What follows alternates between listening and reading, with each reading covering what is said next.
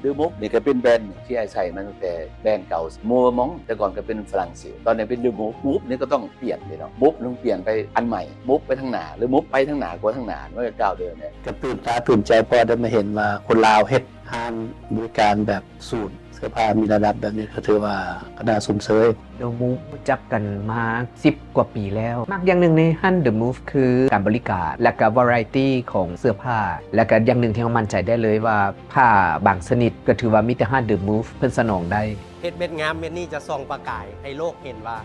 นี่คนลาวเอา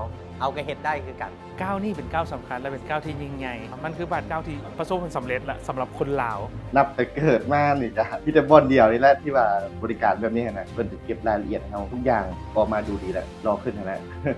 ความประทับใจแท้ๆนี่แม่น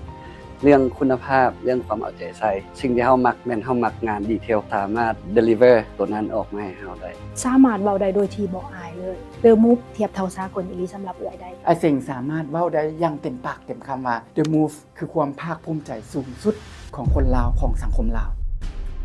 ความฝันของเฮาบ่จำเป็นต้องอยู่ในกรอบหรือถูกจำกัดในสิ่งที่เฮาเป็นถ้าเฮารู้วิธีที่ถูกต้องและลงมือเฮ็ดสุดท้ายแล้วผลประโยชน์สูงสุดจะอยู่กับลูกค้าทุกคนและสุดท้ายนี้บ่ว่าเฮาจะอยู่จุดใดอยู่ไสของโลกก็ตามพวกเฮายังคงเป็นลูกหลานของคนลาวและเฮาก็บ่เคยลืมเลือนว่าเฮาเป็นไผและบ่เคยลืมเลือนว่าไผคือผู้อุปถัมภ์ค้ำชูเฮาเสมอมาและพวกเฮาเชื่อว่าทานจะหาสินค้าและการบริการระดับโลกในราคาที่ทุกคนจับต้องได้มีบอนนี่บอนเดียวที่สุดในลาวแต่